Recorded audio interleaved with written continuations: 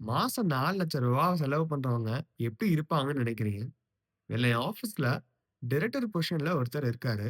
அவர் கூட நான் பேசிட்டு இருந்தப்போ, என்னோட மந்த்லி எக்ஸ்பென்ஸ் 4,00,000 ஆகுதுன்னு சொன்னாரு. எனக்கு பயங்கர ஷாக்கிங்கா இருந்துச்சு. உங்களுக்கும் அப்படிதான் இருக்கும்னு நினைக்கிறேன். வெல் அவரோட லைஃப் ஸ்டைல் அத டிமாண்ட் பண்ணுதுன்னு நெனச்சேன்.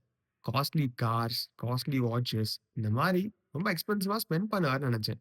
பட் அவர் அடுத்து சொன்ன விஷயம் தான் இன்னும் எனக்கு சர்ப்ரைசிங்கா இருந்துச்சு. அவரு இந்த 4,00,000த்துல 3,00,000 மாசம் 1ஆம் தேதியே செலவு பண்ணிடுவேன்னு சொன்னாரு. எனக்கு ஒண்ணுமே புரியல. அப்பதான் அவர் எக்ஸ்ப்ளைன் பண்ணாரு. இந்த மாசம் 4,00,000 வர்ற அவர் சேலரிய 4 பார்ட்ஸா பிரிச்சு வச்சுப்பாரு. அதுல 2 பார்ட்ட அவரோட சேவிங்ஸ்க்கு லைக் அவரோட பசங்களோட எஜுகேஷனுக்கு, இல்ல அவரோட ரிட்டயர்மென்ட் பிளானுக்குன்னு எடுத்து வச்சுருவாரு.